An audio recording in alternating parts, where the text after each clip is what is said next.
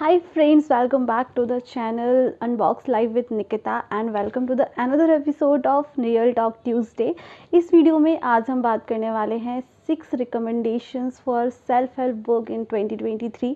ये जो 6 बुक्स मैं आज आपको बताने वाली हूँ ये सारी बुक्स मैंने खुद पढ़ी हुई हैं एंड मुझे ऐसा लगा कि ये recommendations मुझे आप लोगों के साथ शेयर करनी चाहिए क्योंकि कहीं ना कहीं इससे आपको अपनी लाइफ में इम्प्रूव करने के लिए काफ़ी कुछ सीखने के लिए मिलेगा। इसमें से एक बुक ऐसी भी है जो मुझे बहुत ज़्यादा पसंद है और मेरे लिए लाइफ चेंजिंग बुक रही है, तो वो भी मैं आपके साथ शेयर करने वाली हूँ। और वो बुक मैंने ना ऑलमोस्ट 2-3 बार ना पढ़ी हुई है, तो मुझे ऐसा लगता है कि शायद आपके लिए भी ये बहुत ज़्यादा हेल्पफुल होने वाली है। So without any delay let's start this video.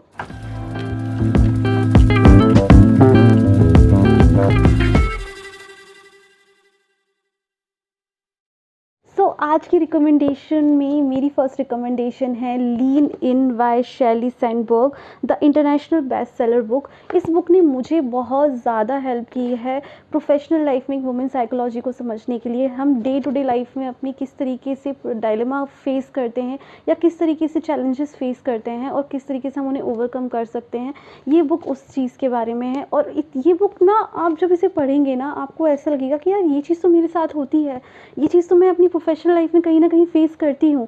तो उन्होंने अपने पर्सनल लाइफ एक्सपीरियंसेस के बारे में शेयर किया है। उन्होंने अपनी लीडरशिप पोजीशंस जो उन्होंने अभी तक रही हैं इनके करियर में, किस तरीके से उन फेलियर्स को उन्होंने कंसीडर किया है और बहुत अच्छे से उन्होंने एक डिफरेंस जो एक मैन साइकोलॉजी एक वुमेन साइकोलॉजी में होता है when it comes to their professional life, ये उसके बारे में बताया है। तो मुझे लगता है कि हर वर्किंग प्रोफेशनल को ये बुक ज़रूर पढ़नी चाहिए। इन रिकमेंडेशन है मेरा Ikigai and third is the man search for the meaning. और इन दोनों बुक्स के बारे में मैं आपसे एक साथ इसलिए बात कर रही हूँ, इसका रीज़न मैं आपको बताती हूँ कि सबसे पहले मैंने ना ये बुक पढ़ी थी मैन सर्च फॉर मीनिंग। तो जब मैंने इसको फर्स्ट टाइम पढ़ा ना मुझे ये इतना ऑनेस्टली समझ में नहीं आ रही थी कि ये बुक किस चीज़ के बारे में है और मैंने ऑलमोस्ट ना इसको आधा पढ़ लिया था, पर मुझे ऑनेस्टली समझ में नहीं आ रही थी, तो मैंने इसको ना हाफ में छोड़ दिया था। उसके बाद मैंने उठाई ये वाली बुक दैट इज़ एकिगाई, जो बात करती है जापानीज सीक्रेट और लॉन्ग एंड हैप्पी लाइफ। ये आपको हेल्प करती है कि किस तरीके से आप एक happy healthy and purposeful life जी सकते हैं। तो जब आप इस बुक को पढ़ेंगे ना बीच बीच में कहीं जगह जगह पर आपको इस बुक का रेफरेंस मिलेगा। और जब मैंने इस बुक को ख़त्म किया ना देन आई रियलाइज़ कि ये वाली बुक किस चीज़ के लिए है एंड देन आई रियलाइज़ कि हाँ इस बुक का मीनिंग क्या है या इस बुक में राइटर क्या कहना चाहता है। इसलिए मैं आपको बोल रही थी कि ये दोनों बुक्स ना मैं आपको एक साथ बताने वाली हूँ। एकिगाई आई थिंक आप लोगों ने ना बहुत सारे बुक्स रिकमेंडेशंस अगर आप देखते होंगे तो काफ़ी लोग सजेस्ट करते हैं कि एकिगाई ज़रूर पढ़ना चाहिए, क्योंकि जब मैंने इसको पढ़ा ना मुझे भी ये बहुत ज़्यादा अच्छी लगी। ये आपको बताता है कि किस तरीके से आप एक healthy happy and purposeful life अपनी जी सकते हैं और उसके लिए उन्होंने कुछ छोटी छोटी हैबिट्स के बारे में बताया है, किस तरीके से आप छोटी छोटी चीज़ों से में अपना पर्सपेक्टिव चेंज कर सकते हैं। और उन्होंने एक तरीके से लाइफ की साइकोलॉजी के बारे में हमें बताने की कोशिश की है। बुक है ना ये विक्टर ई फ्रैंकलिन ने अपनी जर्नी के बारे में लिखा है his experience of a concentration camp. It's more about the survival. और इस बुक ये आपको कहीं ना कहीं बताती है कि किस तरीके से आपकी लाइफ में पर्पस होना बहुत ज़रूरी है और पर्पस किस तरीके से आपकी लाइफ को ड्राइव करता है। So this book is really good, तो आप इसे भी पढ़ सकते हैं। एंड मेरी फोर्थ रिकमेंडेशन है you can heal your life by Louise Hay, international best seller book है ये भी। और ये बुक मैंने पढ़ा था जब लॉकडाउन में किसी ने मुझे गिफ्ट किया था, जब हम कहीं ना कहीं हर इंसान कुछ ना कुछ मेंटल ट्रॉमा से गुजर रहे थे। तो उस टाइम पर जब मैंने ये बुक पढ़ी थी ना ये मेरे लिए बहुत ज़्यादा हेल्पफुल साबित हुई थी। इसमें ना बहुत ज़्यादा कोई डिफ़िकल्ट कंसेप्ट नहीं है, बहुत इजी लैंग्वेज में इन्होंने ह्यूमन साइकोलॉजी को समझाया है और इन्होंने लाइफ के ना काफ़ी सारे एस्पेक्ट्स को कवर करने की कोशिश की है, like relationship, like friendship, like business और योर वर्क लाइफ बैलेंस और फैमिली एस्पेक्ट्स या prosperity in your life. It talks about more about self acceptance, to understand yourself better and to accept it and wherever you feel you can improve it and heal it. और experiences आपकी life में impact करते हैं, आपकी psychology को impact करते हैं और आप किस तरीके से उन ट्रॉमा से बाहर निकल सकते हैं, आप किस तरीके से अपनी लाइफ को पॉजिटिवली चेंज कर सकते हैं, ये बुक उस बारे में बताती है। तो ये बुक मुझे बहुत ज़्यादा पसंद आई थी। तो अगर आप किसी भी तरीके की सेल्फ हेल्प बुक के बारे में सर्च कर रहे हैं या ढूंढ रहे हैं, सो this book is really good for you. और रिकमेंडेशंस की लिस्ट में 5th नंबर पर बुक है don't believe everything you think by Joseph. Why your thinking is the beginning and end of your suffering. तो अगर आप भी मेरी तरह ना ओवर थिंकिंग का शिकार हैं और आपको लगता है कि आप बहुत ज़्यादा ओवर थिंक करते हैं, तो this book is really going to help you in this. और कहीं ना कहीं आपकी ना ओवर थिंकिंग को कम करने में ना बहुत ज़्यादा हेल्प करेगा। द मोमेंट आप जब भी ओवर थिंक करने की कोशिश करोगे ना, आपको इसके कंसेप्ट याद आएंगे और आपको सही लगेगा नहीं, किसी भी रॉन्ग चीज़ के बारे में नहीं सोचना है। तो इस बुक को ना मैंने ऑलमोस्ट 50-60% कंप्लीट कर लिया और अभी तक तो मुझे ये बुक बहुत ज़्यादा पसंद आई है। वेरी सून मैं इस बुक को ख़त्म कर लूँगी। पर इस बुक ने मुझे बहुत ज़्यादा हेल्प की है ओवर थिंक को थोड़ा कम करने के लिए। मैं ये नहीं बोलूँगी कि आप एक बार इस बुक को पढ़ लोगे और आपकी जो ओवर थिंकिंग करने की आदत है वो ख़त्म हो जाएगी, पर डेफिनेटली ये आपको ना ह्यूमन ब्रेन किस तरीके से वर्क करता है, किस तरीके से हमारी थिंकिंग ही हमारी सफरिंग का रीज़न होती है। ऐसा मैंने ना कहीं पढ़ा भी था कि 90% प्रॉब्लम्स जो आपकी लाइफ में होती हैं ना, वो आपकी खुद की क्रिएट की हुई होती हैं because of your own thinking. 10% वो होती हैं जो एक्चुअल प्रॉब्लम्स होती हैं। और जब मैंने इस बुक को पढ़ा और जब मैंने इस कंसेप्ट को ना अपनी लाइफ में प्रैक्टिकली इम्प्लीमेंट किया ना, तो मुझे रियलाइज़ हुआ कि एक्चुअली प्रॉब्लम इतनी सी होती है, but just because of our over thinking ना हम उसको इतना बड़ा बना देते हैं।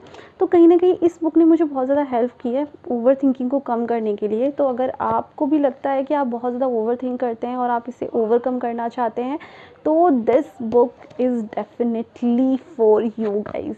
और जैसा कि मैंने आप लोगों को बोला था कि मैं आपको लास्ट में ये ज़रूर बताऊंगी कि मेरे लिए लाइफ चेंजिंग बुक कौन सी थी, तो हियर इट इज़। ये उल्टा दिख रहा है, आई जस्ट रियलाइज़ कि मैंने जितनी भी बुक्स दिखाई हैं वो सारी उल्टी दिख रही थी, बट सिंस मैं शायद फ्रंट कैमरा यूज़ कर रही हूँ इसलिए। पर अब मैं फिर से रिकॉर्ड नहीं करने वाली वीडियो।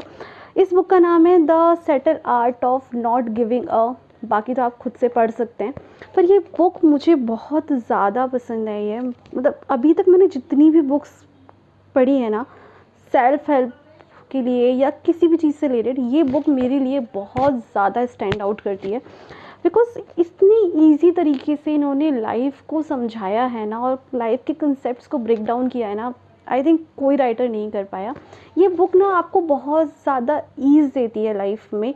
ये आपको ये नहीं बोलेगी कि लगे रहो, मेहनत करो, गिव योर 100%, वर्क हार्ड, कुछ नहीं, इसमें ऐसा कुछ भी नहीं है टू बी वेरी ऑनेस्ट। पर इसमें लाइफ को इतना सिंप्लीफाई कर दिया है। मैं आपको बताती हूँ कि इस बुक का अगर मैं समरी करूँ तो ये होगा कि आपको अपनी लाइफ की जो भी प्रॉब्लम्स हैं या जो भी इवेंट्स हैं या जो भी कंडीशन है उसको 2 पार्ट्स में डिवाइड कर लेना है।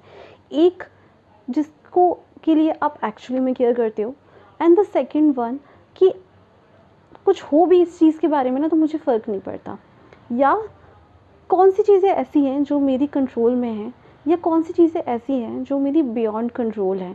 जब आप अपनी लाइफ को ना इन 2 पार्ट्स में सेग्रीगेट कर लेते हो ना, आपकी लाइफ बहुत ही ज़्यादा इजी हो जाती है, क्योंकि आपको ना सिर्फ कंसंट्रेशन उन चीज़ों पे करना है जो आपके कंट्रोल में हैं और जिनसे आपको फ़र्क पड़ता है।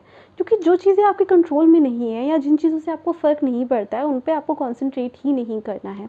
इसके अलावा ये बुक आपको ना बहुत ज़्यादा हेल्प करेगी to understand and set the expectations when it comes to a relationship. It talks about the relationship जो कि love life वाला भी है, मगर your relationship with your parents, your brothers, with your friends, इन सब के बारे में। तो इन्होंने उस रिलेशनशिप जो एक कहते हैं ना कि बहुत ज़्यादा कॉम्प्लिकेटेड इश्यूज़ होते हैं, उसको भी उन्होंने इतने सिंपल तरीके से ना ब्रेक डाउन किया हुआ है ना कि अगर आपको कोई रिलेशनशिप प्रॉब्लम्स भी है ना तो डेफिनेटली ये बुक आपको उसमें भी हेल्प करने वाली है। तो मेरे लिए ये बुक बहुत ज़्यादा हेल्पफुल रही है to understand the problems in my life and to solve those problems. और ये बुक ना एक चीज़ बहुत अच्छे से बताती है कि ज़रूरी नहीं है कि आप लाइफ की हर प्रॉब्लम को सॉल्व करो, कभी कभी प्रॉब्लम्स को ना सॉल्व करना भी बेटर होता है। तो मुझे ऐसा लगता है ना कि ये छोटी सी बुक में ना अपने आप में ना लाइफ को बहुत ईजी तरीके से समराइज़ किया हुआ है। तो अगर आप चाहे कोई सेल्फ हेल्प बुक पढ़ें या ना पढ़ें, मुझे ऐसा लगता है अगर आपने ये बुक पढ़ी है और अगर आप इसको समझ पा रहे हैं ढंग से, अगर आपको एक बार में ना समझ में आए, आप दूसरी बार भी पढ़ सकते हो, तीसरी बार भी पढ़ सकते हो। पर इस बुक में जो कंसेप्ट दिए हुए हैं ना, अगर आप उसको बहुत अच्छे से समझ पा रहे हो ना, आपकी लाइफ में आई थिंक जिस तरीके से मेरे लिए ये लाइफ चेंजिंग बुक रही है ना, ये आप लोगों की लाइफ के लिए भी हो सकती है। So this is the book which I recommend कि आप लोगों को श्योर पढ़ना चाहिए। अगर आप कोई एक अच्छी सेल्फ बुक पढ़ना चाहते हैं और आपको लगता है मैं बहुत ज़्यादा बुक्स नहीं पढ़ सकता, तो I think this book is really amazing. आपको अपनी लाइफ के बारे में ना बहुत कुछ समझ में आएगा और आपको समझ में आएगा कि यार मैं ना ज़बरदस्ती टेंशन लिए जा रहा हूँ। लाइफ ही ना कुछ एक मैथमेटिकल इक्वेशन की तरह है, जिसको कोशिश करोगे तो सॉल्व हो जाएगी, इतनी कॉम्प्लिकेटेड नहीं है। Do let me know in the comment section कि आप इसमें से कौन सी बुक्स पढ़ चुके हैं या आप कौन सी बुक्स पढ़ने वाले हैं इसमें से। एंड अगर आपको ये वीडियो पसंद आया तो do like share comment and subscribe to my channel unbox live with Nikita. मैं मिलती हूँ आपको नेक्स्ट वीडियो में, तब तक के लिए गुड बाय, टेक केयर। और जाने से पहले मुझे एक चीज़ और बोलना था आपसे, you can also follow me on Instagram, my user I D is Nikita Shrivastava 194। See you on the next video, तब तक के लिए गुड बाय।